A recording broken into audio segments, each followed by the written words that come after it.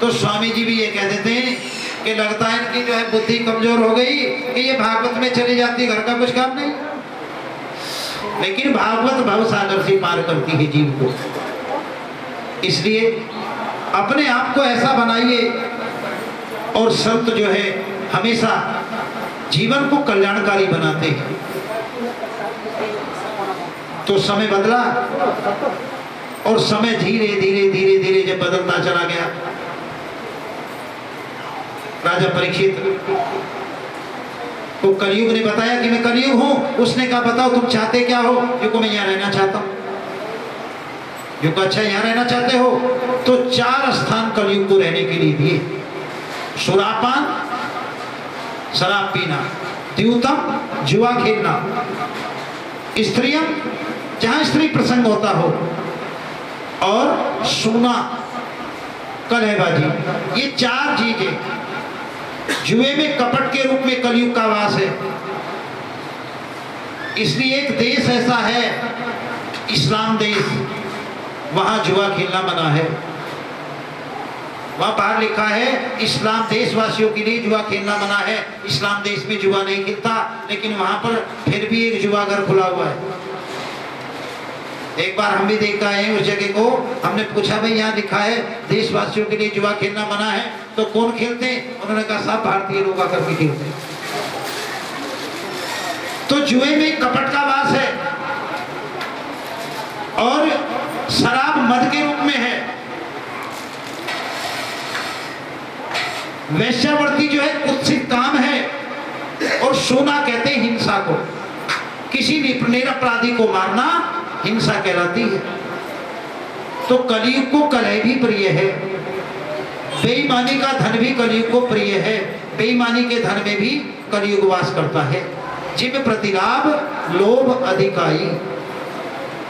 बेईमानी से कमाया हुआ धन, चोरी करके कमाया हुआ धन, झूठ बोलकर कमाया हुआ धन, छल करके कमाया हुआ धन, एक ना एक दिन पिछले धन को भी लेकर डूब जाता है। इसलिए धन पवित्र करना चाहिए। तो कलयुग में कलह का वास है। कलयुग कलह का वास करता है। 4 स्थान दिए, लेकिन वो कहते हैं महाराज, कलयुग कहने लगे प्रभु एक बात बताओ, आपने मुझे 4 स्थान दिए, लेकिन ये कोई सम्मानित स्थान है? इनमें तो कोई सम्मान मुझे लगता। तो 5वां स्थान सोने में दे दिया। चलो जी स्वर्ण में निवास करो। तो स्वर्ण का मतलब ये हुआ अनीति और अन्याय का, क्योंकि ऐसी बात नहीं जिनके पास सोना उनके घर में कलयुग बैठा है। अनीति और अन्याय का धन कमाए हुए जीव, उसके अंदर कलयुग का वास है।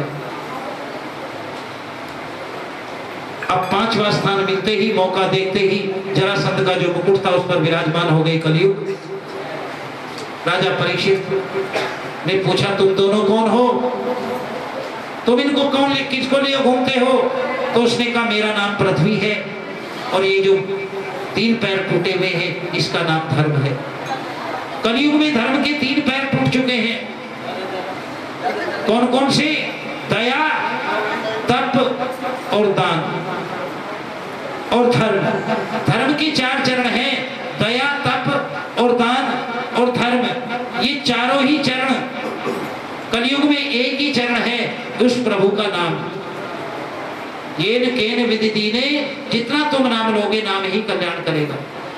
प्रभु का नाम जपना चाहिए, उसका स्मरण करना चाहिए। इन हाथों से पवित्र कमाई से दान करना चाहिए। दान दिए धन नहीं घटे, घटे न सरिता नीर, और चिड़िया चोंच भर ले गई, ऐसा कह गए दास कवि। अब कलयुग वास करता है। इस घोर कलयुग में जीव सुरक्षित रह जाए, इसकी क्या गारंटी हो सकती है? अब गैया को भगवान महाराज परीक्षित ने दोनों को बंधन से मुक्त कर दिया। इधर कलयुग जो है प्रवेश कर गया सोने के मुकुट पर। सोने का मुकुट धारण करके महाराज परीक्षित अब अनीति और अन्याय करने के लिए चलते हैं, क्योंकि मुकुट जो है बेईमानी करके छीना गया था, जबरदस्ती उतारा गया था। उस मुकुट को लेकर के पहन करके सीधे पहुंचे हैं किला परीक्षितगढ़ नगरी में उत्तर पूर्व दिशा की तरफ शृंग ऋषि के आश्रम के निकट पहुंचे। प्यास लगी राजा परीक्षित को। अब देखते हैं एक महात्मा ध्यान मुद्रा में बैठे और ध्यान मुद्रा में भजन कर रहे हैं। अब राजा की तो बुद्धि खराब हुई भी है। राजा ने कहा अच्छा मेरे राज में रहकर हट्टा कट्टा मेरा ही कमाया खाता है और मेरे ही भंडारे की पूरियां खाता है और मुझे प्यास लगी एक गिलास जल भी नहीं पिला सकता। तुमने देखा होगा किसी के अंडर में मंदिर में कोई पुजारी रख ले सेठ जी, तो उसको पुजारी ब्राह्मण नहीं मानते, वो उसको नौकर मानते और उससे ये चाहते हैं कि घर का भी थोड़ा काम, पंडित जी सब्जी ले आना, पंडित जी ये काम कर लेना। अजीब सी बात है। अरे जो जिस पद पर है वो अपने कार्य को करे, अपनी जिम्मेवारी को बाखूबी निभाए। आज वही अहंकार उसके अंदर आ गया महाराज राजा परीक्षित के, और उसने कहा कि ये महात्मा होकर मेरे राज्य में रहकर मुझे एक गिलास जल नहीं दे सकता। ओहो, हंसी आई फिर राजा परीक्षित। अच्छा अब ये नाटक भी करना सीख गए महाराज, इनकी आदत ज्यादा खराब हो गई। अभी अकल ठिकाने लगाता हूँ। धनुष की नोक उठाई और एक मरा हुआ सर्प झाड़ी में पड़ा था, उस सर्प को उठाया और राज समीक मुनि के गले में डाल दिया। अब समीक मुनि के गले में डालकर घोड़े पे सवार कर, हाँ अब आनंद आएगा जब महात्मा जगेगा, पता लगेगा मरा हुआ सर्प गले में पड़ा। और परीक्षित वापस हो गए। लेकिन इधर जो शृंग ऋषि थे वो कोश की नदी में नहा रहे थे। आकर के देखा कि मेरे गुरु के गले में सर्प डाल दिया और वो भी मरा हुआ। हाथ में जल लिया, आचमन किया कि मैं शृंग ऋषि समीक मुनि का शिष्य आज संकल्प करता हूं कि जिस भी प्राणी ने, जिस भी जीव ने मेरे गुरु के गले में ये सर्प डाला है, यही सर्प आज से 7वें दिन उसको डसेगा और उसकी मृत्यु हो जाएगी। श्राप को स्वीकार करके अब अच्छाई तो 2 कोस और बुराई 100 कोस, सारे देश विदेश में प्रचार हो गया। महाराज परीक्षित को श्राप मिल गया, एक महात्मा ने श्राप दे दिया। लेकिन शृंग ऋषि समीक मुनि की जैसी समाधि खुली, उसने कहा रे क्या किया तूने, अरे ऋषिवर तूने क्या कर दिया। श्राप और वरदान तो बिना विचारे कभी किसी को देने ही नहीं चाहिए। तुझे क्या पता किसने ये सर्प गले में डाला। अब वहां लोगों ने बताया ये कुछ परीक्षित आए थे और उन्होंने सर्प गले में डाल दी।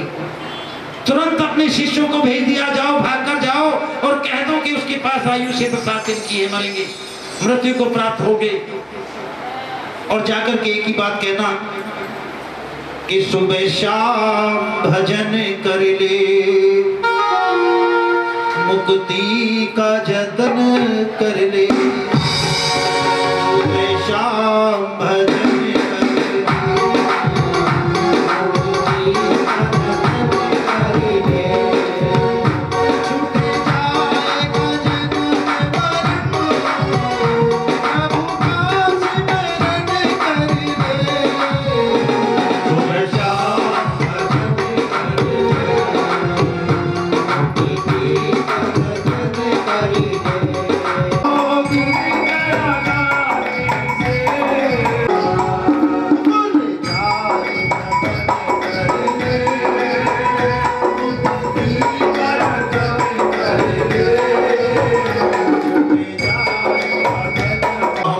बनाओ। हम सभी परीक्षित हैं, मैं भी परीक्षित हूं, आप भी परीक्षित हैं। क्यों कि हमारी सबकी मृत्यु 7 ही दिन में होनी है। अब आप कहोगे कि गुरुजी वरदान दे रहे हैं आप ही साहब, हम कथा सुनने आए थे 7 दिन में मरने के लिए आए। एक बात याद रखना, रविवार, सोमवार, मंगलवार, बुधवार, बृहस्पतिवार, शुक्रवार और शनिवार 8वां बार किसी की जिंदगी और मरण में आया हो तो मुझे बता दो। हम इन्हीं 7 दिनों में जन्म लिया है और इन्हीं 7 दिनों में मृत्यु को प्राप्त हो जाएंगे। इसलिए आज परीक्षित ने एक बात कही संतों से, ऋषि पुत्रों से कि ऋषि पुत्रों आपका मेरे जीवन में बहुत बड़ा आभार है। और परीक्षित नाचने लगा। अब आप सोच रहे हो अजीब राजा है, पता है 7 दिन बाद मरेगा और वो नाच रहा है। उसने कहा मुझे एक चीज तो कंफर्म कर दी आज ऋषिवर ने कि मेरी उम्र 7 दिन की बाकी है, नहीं तो जीव को तो भरोसा ही नहीं, ये सांस आई अगली का भरोसा है। 7 दिन कंफर्म कर दिए कि मेरी 7 दिन की आयु बाकी है, इन 7 दिनों में मैं कुछ तो भजन करूंगा। और बस अनशन व्रत पर बैठ गए, खाना और पीना दोनों चीज बंद कर दी।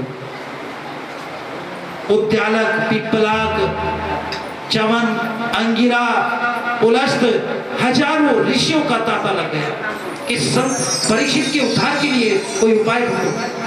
अब कोई कहता है गीता जपो, तो कोई कहता रामायण जपो, कोई कहता है कुछ जपो, और कोई यज्ञ का रास्ता बताता है। लेकिन ये सब मन को शांति देने वाले हैं, ये आत्मा की खुराक नहीं है। और मुक्ति कब मिलेगी? जब जीव आत्मा की खुराक से तृप्त हो जाएगा। सुबह से एक पहर बीत गया, ये घटना थी सुबह 5 बजे की, और 9 बज गए दिन के। घर के अंदर, राजमहल के अंदर कुछ भी नहीं बचा, घर के अंदर कोहराम मच गया। सब पत्नियां, सब घर राजमहल में सब रोने लगी कि राजा, तो परीक्षित ने कहा भी तो मैं जीवित हूं, अभी क्यों रोते हो? धर्म पत्नी कहने लगी 7 दिन बाद तो तुम हमसे बिछुड़ ही जाओगे। लेकिन नेत्र बंद कर ली, समाधिस्थ हो गई। उधर समाधि गुरु की टूटी है महाराज सुखदेव जी की, और मन में एक ही विचार आया, चल परीक्षित के पास, चल परीक्षित के पास, चल परीक्षित के पास। और समाधि खुली है, और महाराज सुखदेव जी सीधे महाराज परीक्षित की सभा में पहुंचे हैं। बोलिए सुखदेव भगवान की जय। और 16 वर्षीय सुखदेव महाराज आज व्यास गद्दी पर सबने खड़े होकर उनका सम्मान किया, सबने नतमस्तक किया, और महाराज परीक्षित पैरों में बैठ गए, चरणों में बैठ गए। गुरुदेव, मेरा इस संसार में अब कोई सहारा नहीं है, मेरा इस संसार में कोई रास्ता नहीं है,